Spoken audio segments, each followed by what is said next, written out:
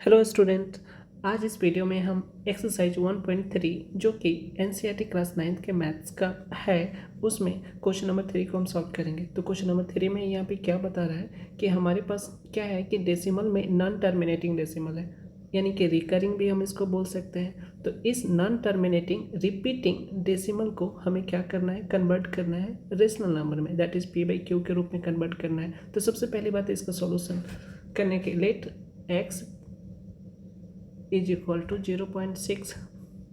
यहाँ पे हम कह सकते हैं where x belongs to rational number. ये क्या चीज़ को बिलोंग करता है, रेशनल नंबर को बिलोंग करता है। और x डेफिनेटली किसके फॉर्मेट में होना चाहिए, p/q के रूप में होना चाहिए आफ्टर सॉल्यूशन के बाद। तो सबसे पहली बात है कि x का वैल्यू हमने यहाँ पे क्या देखा, x का वैल्यू हमने देखा 0.666।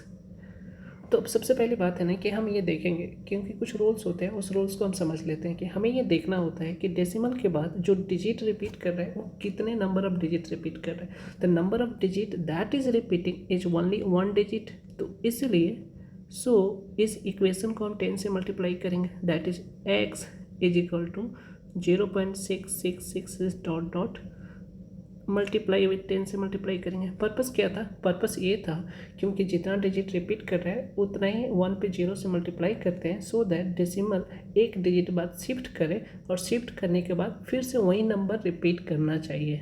इसका पर्पस यही था। तो हम ये क्या देख रहे हैं कि अगर 10 को मल्टीप्लाई करेंगे, इसको भी मल्टीप्लाई करेंगे and will multiply the both, तो ये 10x हो जाएगा और इसका वैल्यू कितना हो जाएगा 6.666 डॉट डॉट डॉट डॉट।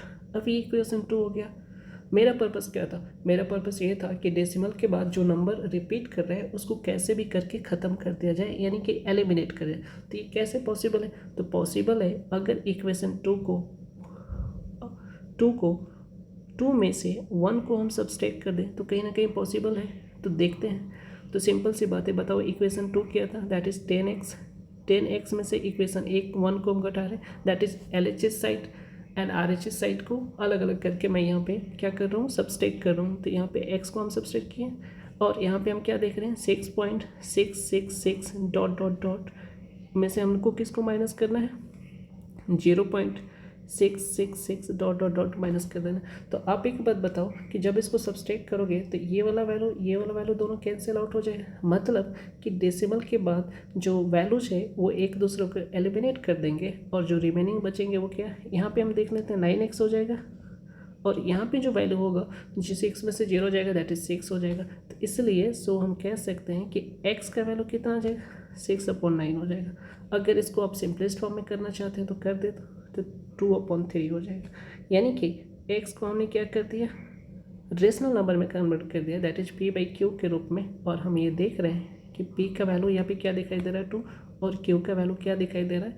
तो बेसिकली लास्ट में हम ये कह सकते हैं कि x हमने किसको माना था, 0.6 रेकरिंग को माना था और इसका फाइनली वैल्यू जो है वो कितना है 2/3 है। तो यही आंसर होगा। Thank you.